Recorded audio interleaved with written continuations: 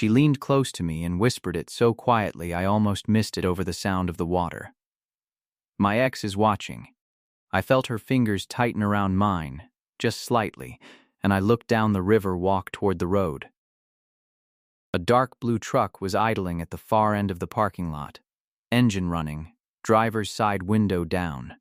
Even from 50 yards I could see the shape of a man's arm resting on the door, watching us. I looked back at Nora. The last of the evening light was catching her face, and she was trying so hard not to let anything show that it was showing in all the wrong places. The way she'd gone still. The way she was looking at me instead of at the truck. I squeezed her hand once. "Good," I said. And then I told her something about what I thought she deserved to know, watching us from that truck. She looked at me. Something in her face shifted. Not relief exactly, something more like the feeling of putting a bag down after carrying it a long way. She turned toward the water instead of the truck, and the line of her shoulders eased, and she started to smile. I still don't know if Drew Callahan saw that smile from where he was parked. But I know I did. This is the story of how I got to that dock. My name is Caleb Marsh. I'm 31 years old and I live in Hartwell, Georgia, which is the kind of small river town people drive through without stopping unless they're looking for gas or a place to turn around. The river that runs through it is called the Oconee, and in the right season it's the prettiest thing about the county. In most seasons it's just brown water moving past brown banks, doing what rivers do. I restore old wooden boats. That's my whole job. I work out of my father's shop. My shop now, I'm still getting used to saying that, on a 1/4 acre of cleared land about 100 yards from the water. It's a timber frame building my father put up when I was 7 years old, and I helped him every Saturday for 3 months carrying boards and holding things level, and he explained every step even when I didn't understand it yet, because he believed a person should understand the why of what they were doing. The building smells like wood shavings and teak oil and the particular dry leather of tools that have been used for a long time. There's a kerosene heater in the corner that takes 12 minutes to warm up the space on cold mornings. I've never replaced it. I took over the shop after my father passed 18 months ago. Heart attack, which his doctor had apparently seen coming and my father had apparently decided to ignore, which was so completely like him that I wasn't even angry about it. I was just sad in the specific way you get sad about someone who was exactly who they were until the very end.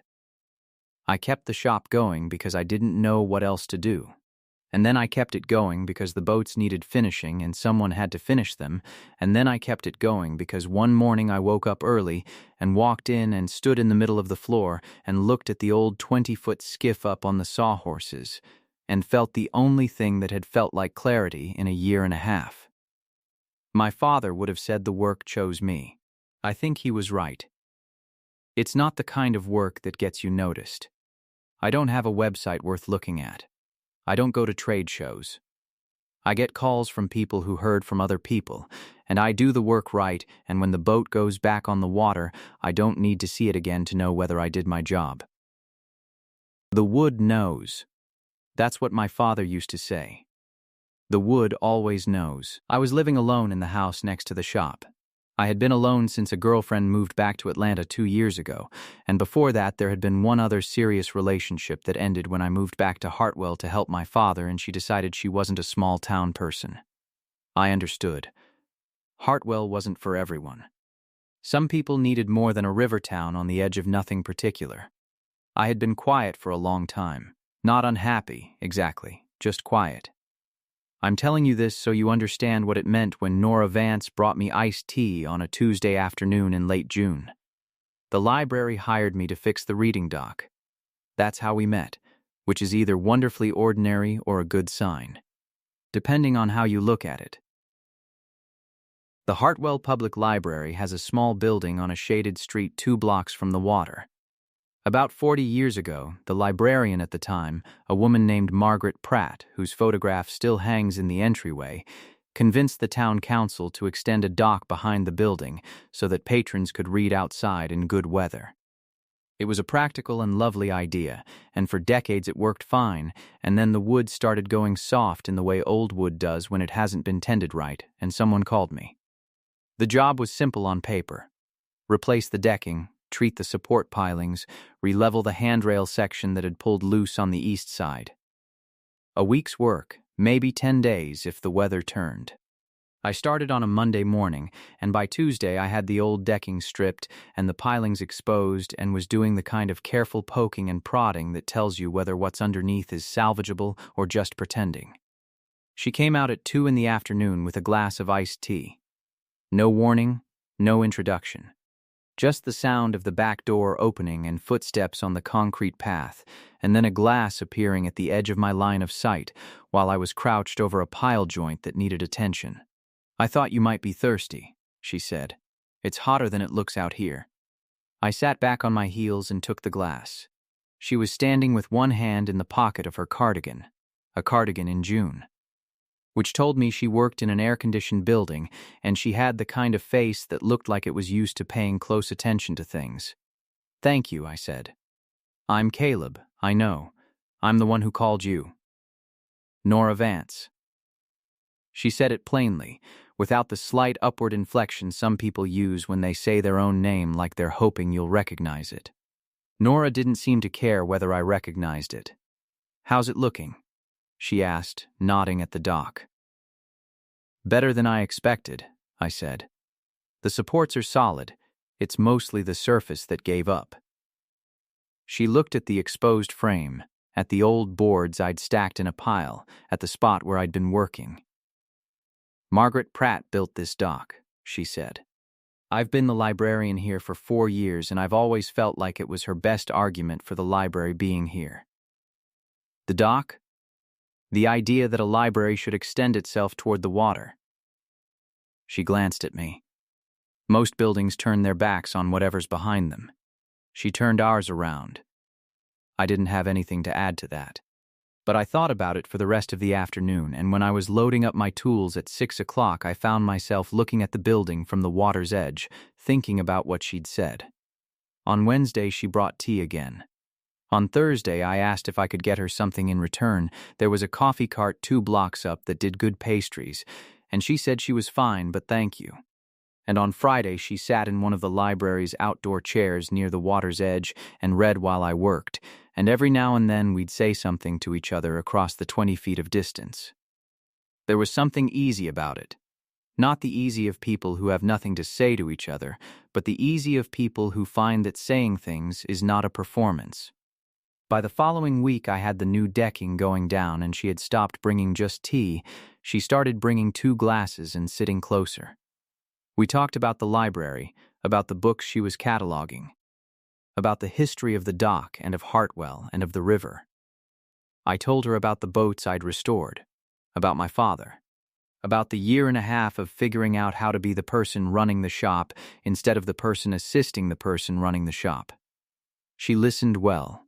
Not the listening of someone waiting for their turn, but actual listening. She'd ask a follow-up question about something I'd mentioned 20 minutes earlier that I thought she hadn't registered. There was something in her, too, that I noticed. Not a sadness, exactly, but a particular kind of carefulness. A habit of keeping herself slightly back from things.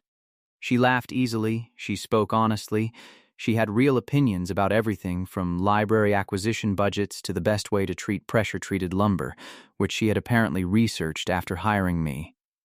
But there was always a small gap, a measure of distance she maintained. I noticed it, and I didn't push on it. People had reasons. What I didn't know yet was what the reason was. On Friday of the second week, I finished the dock. It looked the way the original must have looked when Margaret Pratt first stepped out onto it. Clean new planking, tight handrails, the surface level and solid and good. I tested every section. I walked the full length twice. I sat down on the far end and let the weight of me tell me whether anything was wrong. Nothing was wrong. Nora came out when she saw me sitting there and stood at the other end for a moment, looking at the whole thing. "It's beautiful," she said quietly. "It held up well," I said. The bones were good.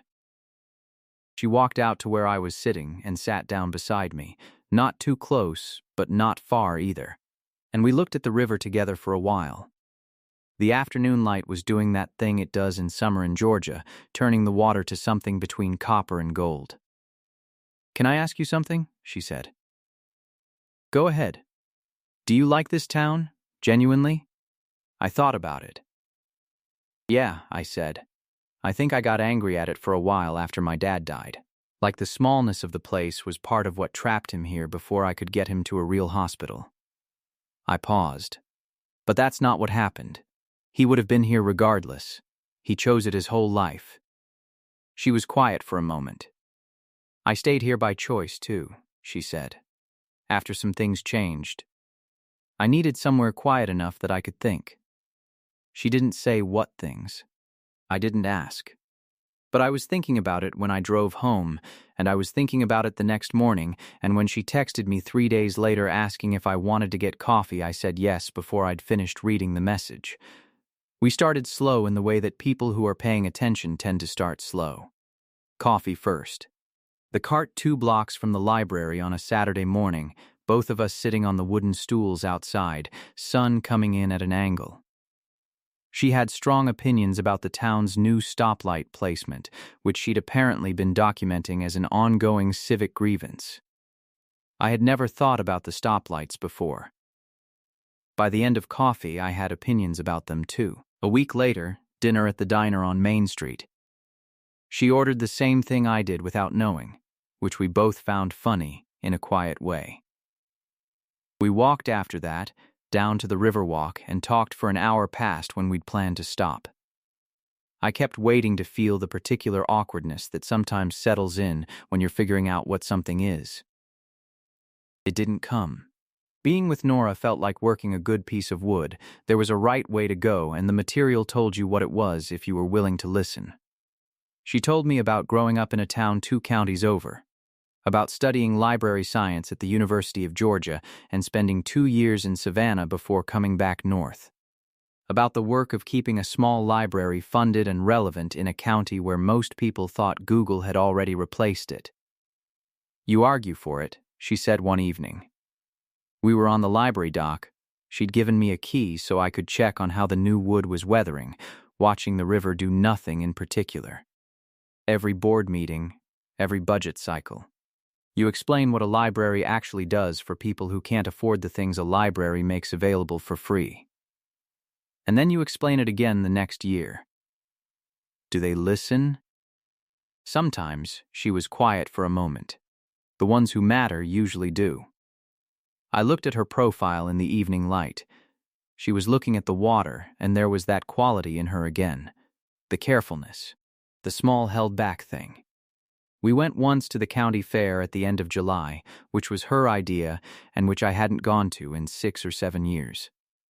She bought a bag of kettle corn and ate it with the focused attention she brought to everything she found genuinely good. She made me ride the Ferris wheel, which I had not done since I was 12 years old and which I realized at the top I was fine with doing again because the view was actually remarkable from up there, the river catching what was left of the light, the town laid out small and clear below. "Look," she said. "There's the library. There's the dock." She leaned over slightly to see it better. Her shoulder pressed against mine. We stayed at the top longer than the wheel intended, because something in the mechanism paused for a minute, and we both looked out at the town and neither of us said anything about it. Coming down, she said, "I forgot I liked the fair." "What made you forget?" She was quiet a moment. "I went with Drew the last 3 years. He never liked it much, but he came because I wanted to. And after a while I could tell, and after a while I stopped suggesting it." She looked at the lights of the Midway as we stepped off. "I thought I was just growing out of it. Turns out I was just adjusting."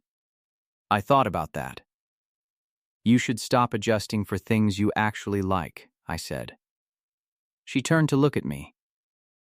"I'm working on it," she said. That was the first time she said anything that felt like she was telling me something about the space she needed. I heard it and held it and didn't push on it.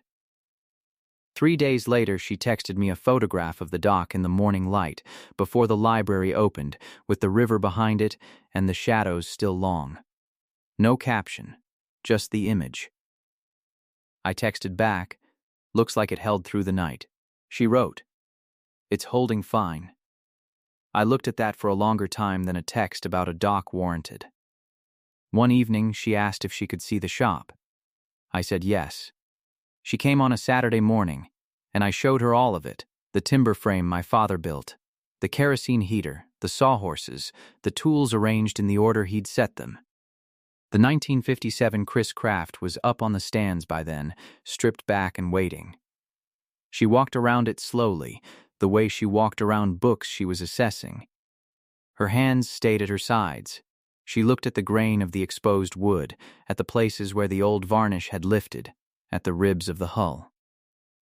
"This is a lot of history to hold," she said. "The owner's grandfather bought it new," I said. "He wants to put it on the water before he's 80. She looked at it for another moment. "How do you know what to save and what to replace?" "You pay attention," I said.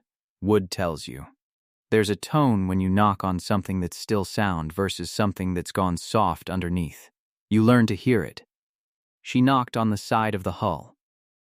I knocked on it beside her. "That's the difference," I said. She heard it immediately. I could tell from the way her expression changed. "You have to get close enough to listen," she said. "That's the whole job." She looked at me. I looked at her. Neither of us said anything else about it. "What was he like?" she said finally. "Your father. What's the thing you miss that you didn't expect to miss?" I thought about it. It was a good question, the kind she asked. "The arguments," I said. "We argued about everything. The right way to thin epoxy, the best season to refinish a hull, whether a particular model was worth saving. He had opinions about everything and he'd fight for them, but he'd change his mind if you had a better argument.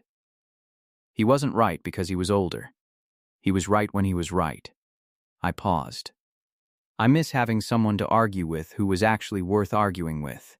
She was quiet for a moment. "I can argue," she said. "I know," I said.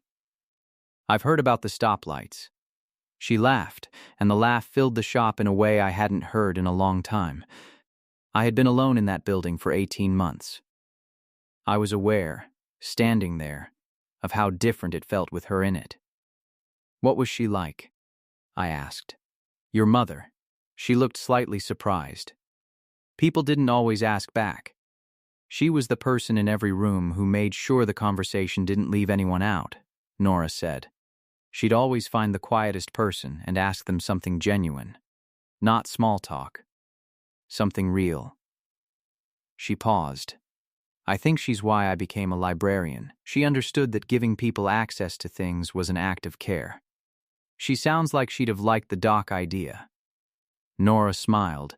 She'd have brought a chair and a thermos and stayed all afternoon. We stayed in the shop until noon.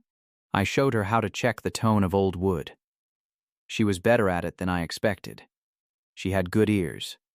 What I noticed, but didn't say yet, was that she also had good instincts about which moments needed talking through, and which needed quiet. Some people filled every silence. Nora let silence be what it was, a resting place, not an absence. That was something I had not known I was looking for. "What was he like?" she said one evening later, about my father. Not the same question as before, she already knew that answer. This was a different angle. "What was he like when things were hard?" I thought about it. "Still," I said, "not calm. Still, like he'd already located the floor of the thing and was standing on it, waiting for the rest of it to catch up." I paused. "He used to say that panic was just the sound of a person who hasn't found the bottom yet. Once you find the bottom, you know what you're working with." She held her coffee cup with both hands. "I'm looking for the bottom of some things," she said. "It's taking longer than I expected." "That usually means the thing matters," I said. She looked at the river. "Yeah," she said. "I think so." I looked at the river too. Neither of us was looking at each other, but the dock felt like it was holding something between us that we'd get to when we were ready. What I noticed, and didn't say yet, was that there was something in her. The casualness with which she still sometimes mentioned Drew's name. The slight care she took when the topic of what came before came up. That told me she was still sorting something out.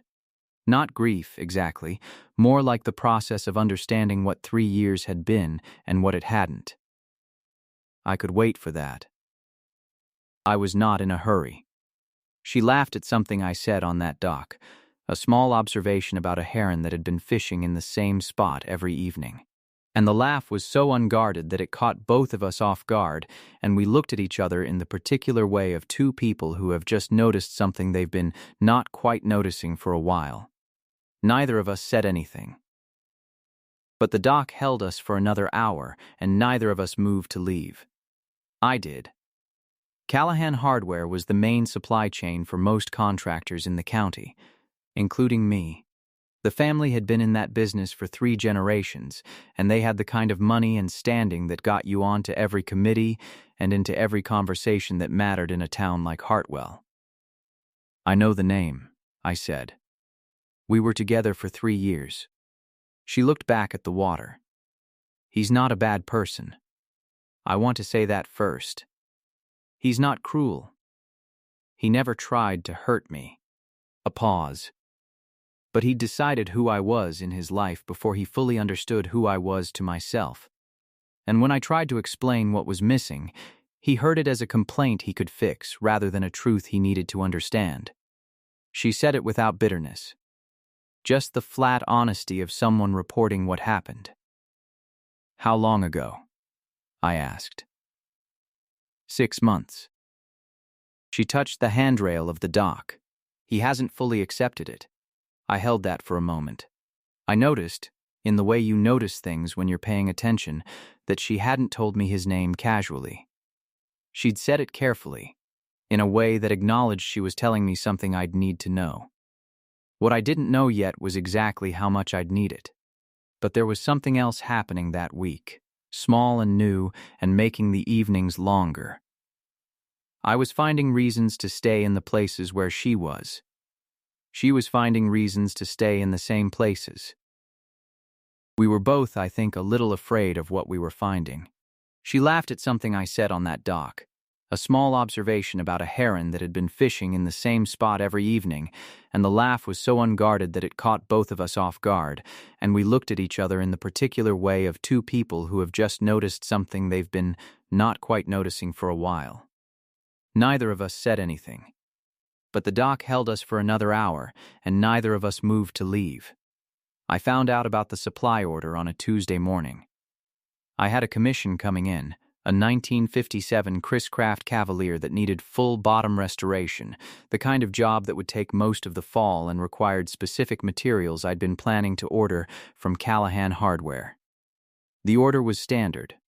I'd placed similar orders with them a dozen times. The email came back within 2 hours. Regional supply constraints. Approximate delay, 6 to 8 weeks. Apologies for the inconvenience. I stared at it. 6 weeks on a standing order from an account I'd maintained for 4 years. Not a shortage I'd heard about anywhere else. Not a delay that had ever come up before. I called their main line and got a friendly voice that confirmed the same thing and suggested I check back. I sat at my workbench for a while after that. I wasn't angry right away. Anger is slow to arrive in me, which my father said was a gift and which sometimes feels like a liability. What I felt first was the particular cold calculation of someone who understands that a problem has more dimensions than it appeared to. I texted Nora that evening. I told her what had happened. She read it. A few minutes went by before she replied. Caleb, I'm so sorry. I was afraid something like this might happen. Then another message. Drew knows his family's company is your supplier. I told him your name early on. I didn't think. She stopped there. I called her. She picked up quickly. Is this him? I asked. His family's company holding the order? A pause. I think so, she said. Her voice was quiet and steady, but underneath it was something tighter. I don't have proof. But the timing is, yeah, a moment of silence on the line. Caleb, if this is because of me, I'll call him. I'll tell him this isn't, no, I said. Don't. Caleb, this is something I want to handle. I was quiet for a second, not by fighting. I just want to say something to him directly. Is that all right with you? Another pause. You don't have to do this for me, I know. And then, because it was true, I said, I want to. I drove to the Callahan hardware office the next morning. Drew Callahan was 34 and looked like someone who had gone to a good school and come back to run the family business because it was the expected thing and he found that he was good at it. He had the particular ease of a person who had never needed to push very hard against the world and had interpreted this as evidence of his own quality. He met me in his office at 10 o'clock without apparent surprise, which told me he'd known I'd come. I sat down across from him. I'm not here to argue, I said, and I'm not here to ask you to approve of anything. He leaned back in his chair. His expression was careful. Not hostile, exactly, the expression of a man who'd decided to hear me out. I just want to say this once, and then I'm going to go. He nodded. I'm not a complication in a situation that belongs to you, I said. Nora made a choice. That choice is hers. I'm not asking you to like it. I'm asking you to be decent about it. He was quiet for a long moment. She could have explained things better, he said. I deserved a better explanation than I got. You might be right about that, I said. That's between you and her. But this, I held up my phone with the email on the screen, this is between you and me. And I want it to stop. He looked at the phone. His jaw tightened slightly. The order will clear by end of week, he said. Thank you. I stood up. He said, his voice coming out slightly different from how it had been before, quieter, less arranged. Do you love her? It was a strange thing to be asked. I'd known Nora for 6 weeks. I thought about what I knew about her. The cardigan in June. The argument about stoplights. The way she had sat on the dock and talked about Margaret Pratt's argument for the library. I think I'm on the way to it, I said honestly. He looked at the window for a moment. I thought her being quiet meant she was content, he said. I didn't understand that some people go quiet when they stop believing they'll be heard. There was something real in that, something that had cost him something to say. I'm sorry, I said. Genuinely. He looked back at me. He nodded once. I walked out. The order cleared on Friday. I didn't tell Nora everything we'd said, but I told her the order was released and I told her I'd spoken to him directly and I told her I thought he understood things a little better than he had before. She was quiet for a moment. Are you okay? She asked. Yeah, what did you say to him? Just the truth, I said. He needed to hear something specific and I said it. She was quiet again. Then Caleb. Yeah, thank you. It was small. It was everything. 2 weeks later, we were on the library dock at sunset. It was late August, and the air had that particular weight it gets in Georgia before the heat finally breaks, when the evenings are still warm but the light has started to change. The river was low and slow, and the herons were out in their usual spots, and we had been sitting there for an hour with nothing in particular to do except be there. I'd been meaning to say something. The something had been building for days, in the way things build when you know what they are but you're giving them their proper time. She was saying something about a book request she'd gotten that week, a patron who wanted a specific agricultural history of the county that had been out of print for 60 years and that she was going to find through interlibrary loan if it took her 6 months. And I was listening and watching her face, because watching her face when she talked about things she cared about was something I'd apparently become very good at. And then she went quiet. Her hand found mine without ceremony, the way it had started doing in the past few weeks, the way 2 hands find each other when they've gotten used to the idea. And then she leaned close and said it quietly, and I looked down the river walk and saw the dark blue truck idling at the far end of the lot, and I said what I said. Good. Let him see how happy you look. The truck stayed for another minute or two. Then the engine revved, and it pulled out of the lot and drove away down Main Street and disappeared. Nora turned back to the water. Neither of us said anything for a while. The river moved past in its slow brown way, carrying whatever it always carries. Are you? I asked after a while. She turned to look at me. Happy? I said. She thought about it, which I appreciated. She wasn't a person who gave automatic answers to real questions. Yes, she said, genuinely, in the specific, real way. Not the way I kept telling myself I was before. I looked at the river. Good, I said again. She put her head on my shoulder and we stayed there until the light was gone. The dock started to become our place. Not officially, not in any declared way. Just in the way things become yours when you keep returning to them. Nora had a key to the building, and I had the key she'd given me.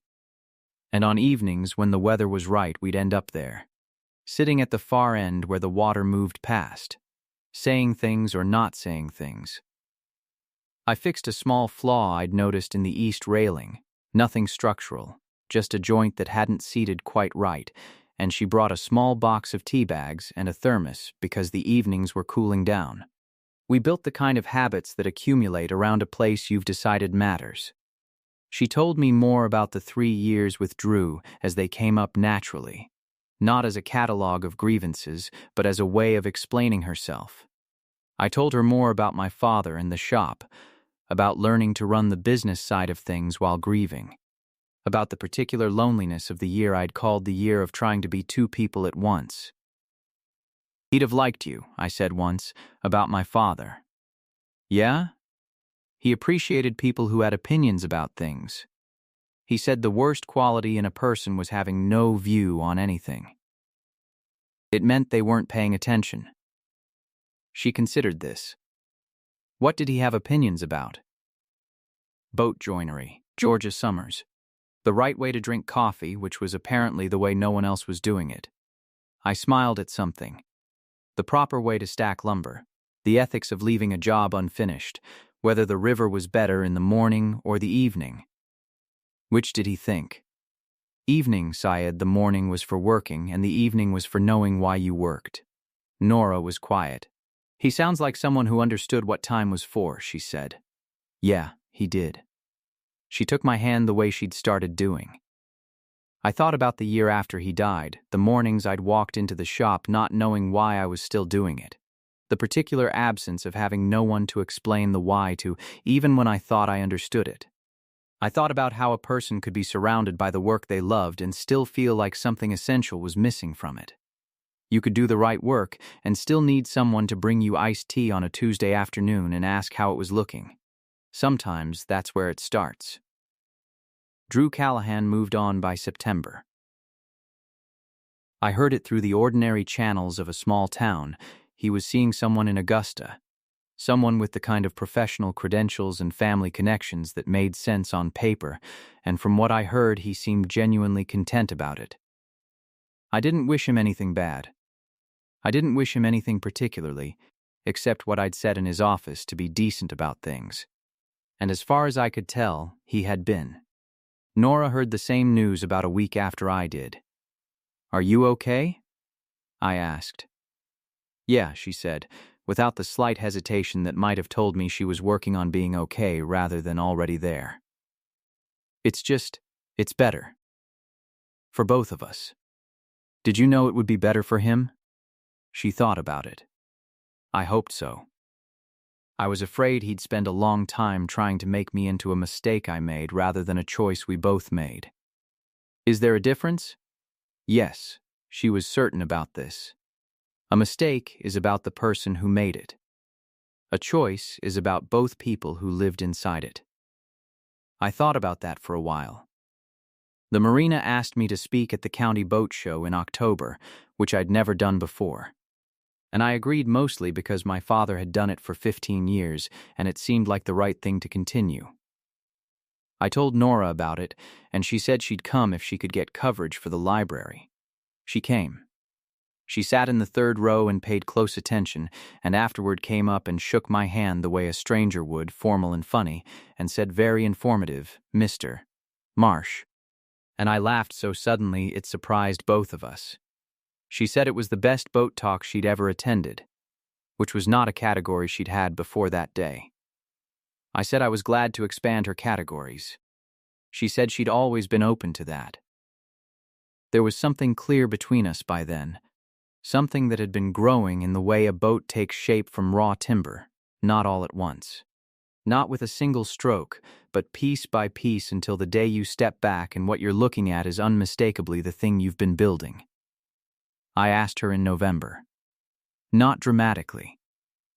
We were on the dock. Of course we were on the dock, on a cool evening when the river was running dark and the lights from the library were reflecting on the water.